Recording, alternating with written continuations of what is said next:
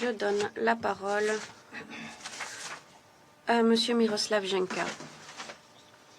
Monsieur le Président, c'est un plaisir que de m'exprimer face au Conseil de sécurité en ce début d'année qui se caractérise par des opportunités pour la Colombie qui continue d'avancer avec l'appui constructif du Conseil sur la voie de la pérennisation de la paix que son peuple mérite tant.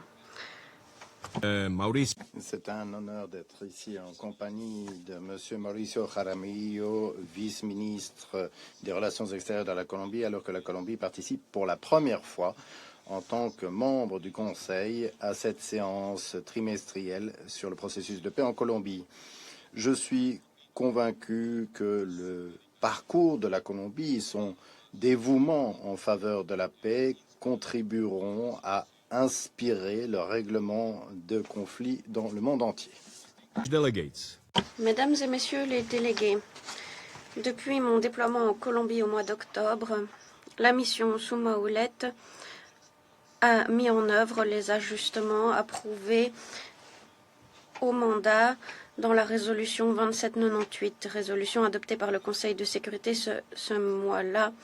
J'ai informé les différentes parties prenantes au processus de paix de ces modifications. Je puis vous indiquer aujourd'hui que la mission s'est réorganisée et se concentre sur la vérification de la mise en œuvre des dispositions de l'accord de paix final portant sur la réforme rurale complète, la réintégration des anciens combattants, ainsi que les moyens de garantir leur sécurité et celle des communautés dans les régions touchées par le conflit. Les structures de la mission ont été modifiées pour se concentrer sur ces trois piliers de travail, tout en mettant fin aux tâches précédentes de vérification en matière de justice transitionnelle, le volet ethnique et la supervision du cessez-le-feu. Suite à ces modifications et suite au processus d'optimisation dans le cadre de l'initiative ONU 80, la mission entame 2026 avec un budget approuvé par l'Assemblée générale comprenant près de 200 postes en moins et subissant une réduction des ressources de 15 millions, soit 17%. Ce qui est essentiel, c'est que la mission a pu conserver sa présence sur le terrain dans les régions touchées par le conflit. Nous comptons maintenant sur l'appui constant des États membres afin de nous permettre de pleinement mettre en œuvre le mandat. Ces 3 derniers mois, j'ai rencontré mes homologues clés pour la mise en œuvre de l'accord de paix au niveau national et dans l'ensemble du pays. Ces homologues ont insisté sur l'importance centrale pour parvenir à la paix de se concentrer sur les 3 piliers du mandat réorganisé de la mission. Lors de visites dans des départements de Caquetá, Nariño, Cauca, Valle de Cauca, Norte de Santander, Arauca et Guaviare, j'ai été frappée par les enjeux immenses auxquels se heurtent les communautés des régions touchées par le conflit, mais j'ai aussi été frappée par leur résilience et leur volonté à garantir un avenir meilleur. Pour les responsables et les membres de communautés se trouvant dans les régions les plus isolées de la Colombie, leur quotidien se caractérise par une lutte constante en raison des actions perpétrées par différents acteurs armés illégaux et en raison de la présence limitée de l'État, des services publics et des possibilités de développement. Leur courage est une véritable source d'inspiration. Les gouverneurs, les maires, les signataires de l'accord de paix, les responsables des groupes de femmes, les représentants des communautés afro-colombiennes, des communautés autochtones, les responsables religieux, les responsables du secteur privé et les responsables de l'État coopèrent pour garantir la paix et le développement dans ces régions. Ils m'ont fait part de leur confiance dans les travaux de la mission et ils ont insisté sur l'importance de la présence de la mission sur le terrain. Je suis ravie de vous indiquer que plus tôt cette semaine, la mission à nouveau fait partie d'une commission humanitaire qui coopère avec l'Ombudsman et l'Église catholique pour permettre la libération de 5 membres de la police nationale colombienne qui ont été arrêtés et détenus contre leur volonté par un groupe armé dans le nord-est du pays.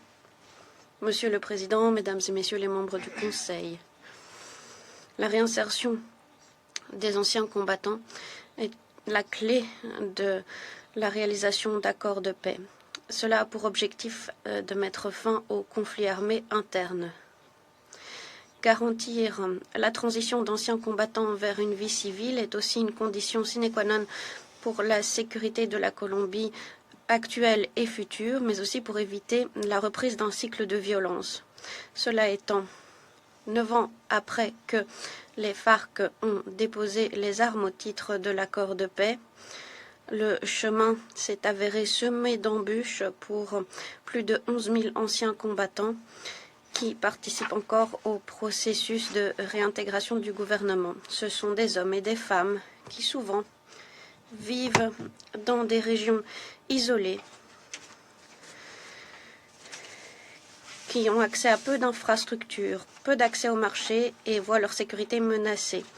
Pour les autorités, cela nécessite des efforts immenses, tant d'un point de vue financier que programmatique, pour garantir leur transition vers la vie civile. C'est un investissement indispensable pour la Colombie et de véritables progrès ont été accomplis. L'engagement des signataires de l'accord de paix, qui maintenant élèvent des familles, suscite l'admiration, mais il reste énormément à faire. Une coopérative de pêche que j'ai visitée à Nariño, ou une plantation de café à Coca, ou une ferme pour élever du bétail à Norte de Santander, achetée par un éleveur, sont autant d'exemples de cette réintégration. Toutefois, il convient de garantir la durabilité économique. L'accès à la terre, l'accès au logement, aux moyens de production s'améliore, mais des problèmes se posent encore. La sécurité est aussi une source de préoccupation pour beaucoup de régions. Depuis qu'ils ont déposé les armes, 487 anciens combattants ont été tués. C'est une attaque inacceptable contre la paix. J'appelle les autorités à redoubler d'efforts pour enquêter sur ces crimes et donner la priorité aux garanties de sécurité aux signataires de paix. Certes, les niveaux de violence sont bien inférieurs qu'au pic du conflit, mais la présence de groupes armés dans certaines régions touchées par le conflit entraîne des souffrances à des communautés entières. De nombreux facteurs facilitent ces violences. La présence limitée de l'État constitue un terreau fertile pour les groupes armés qui peuvent exercer leur contrôle, ce qui permet également aux activités économiques illicites de l'emporter. Les conséquences pour la population civile sont immenses, comme l'indique en détail le dernier rapport du secrétaire général. Des menaces, des meurtres de responsables sociaux, le déplacement forcé, la restriction de déplacement, ainsi qu'une augmentation effarante du nombre de recrutements et d'utilisation d'enfants par les groupes armés. Les zones frontalières sont particulièrement complexes. L'équipe de la mission, qui est basée dans la ville de Cúcuta, à la frontière avec le Venezuela, s'inscrit dans les efforts de lutte contre les échauffourées entre différents groupes armés rivaux qui ont contraint des milliers de civils à fuir leur foyer dans la région de Catatumbo, un centre de cultivation de la coca ainsi qu'un centre d'activités armées transfrontières et d'activités criminelles.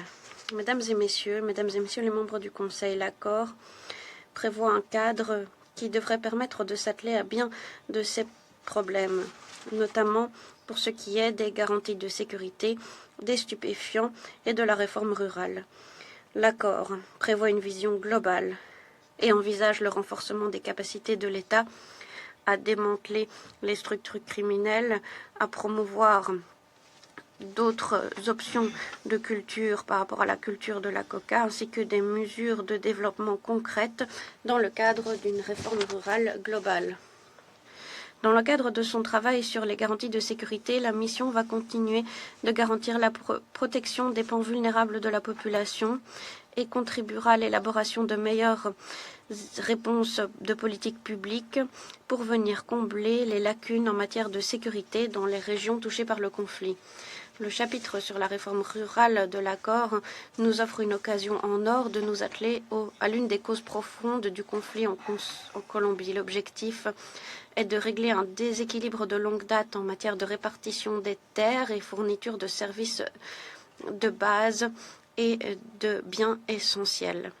Il a été difficile d'aller de l'avant, mais l'octroi de près de 300 000 hectares de terres ces dernières années à des agricultures, à des victimes ou à des représentants de groupes ethniques constitue un véritable progrès. Des efforts supplémentaires sont nécessaires pour atteindre les objectifs fixés par l'accord et garantir la mise en œuvre des programmes de développement en se concentrant sur l'approche territoriale et en garantissant des dividendes pour les communautés rurales, tout en insufflant un nouvel élan à de nouveaux instruments tels que la juridiction agraire établie au titre de l'accord afin de régler les différends fonciers. Ces mesures nécessitent une attention accrue de la part des responsables politiques et des responsables législatifs. Monsieur le Président, en ce début d'année, je me fais l'écho de l'appel du secrétaire général et j'invite toutes les parties concernées à redoubler d'efforts pour garantir la pleine mise en œuvre de l'accord de paix de 2006. Plus particulièrement, nous appelons l'administration au pouvoir à accélérer le processus le plus possible lors des derniers mois de son mandat. Un renforcement de l'architecture gouvernementale de haut niveau en matière de mise en œuvre, tel que l'a exigé la Cour constitutionnelle, pourrait jeter des bases particulièrement essentielles pour l'avenir. Le prochain gouvernement en charge devra assumer les responsabilités de l'État colombien et devra mener à bien un accord qui, cette année, va célébrer son 10e anniversaire, soit 2/3 du calendrier de 15 ans envisagé pour la mise en œuvre de cet accord. Alors que le pays va organiser des élections, les stratégies de consolidation de paix et de sécurité feront partie du débat. Garantir la sécurité des candidats et des électeurs dans les régions touchées par le conflit sera essentiel. Les Colombiens doivent pouvoir compter sur un environnement sûr pour pouvoir exercer leurs droits politiques. Le renforcement du vote dans les zones historiquement touchées par le conflit, dont nous avons été les témoins depuis la signature de l'accord de paix, devrait se poursuivre. Parallèlement, le calendrier électoral s'accompagne d'une tendance à la division que nous devons contrer avec le dialogue, le respect et la tolérance. Le système de l'ONU, y compris la mission, contribue en la matière à ces efforts dans le cadre de campagnes de lutte contre le discours haineux et la désinformation. Monsieur le Président, en cette époque de tensions tant internationales que régionales, il est dans notre intérêt à tous de garantir une paix pérenne et la sécurité en Colombie.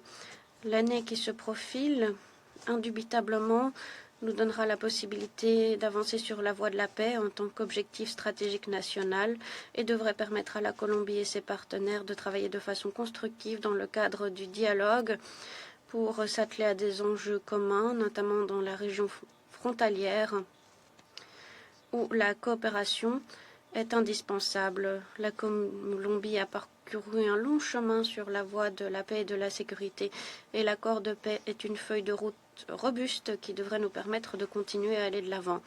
Je compte que le Conseil maintienne son appui et fasse montre de solidarité quant à ce processus de paix historique.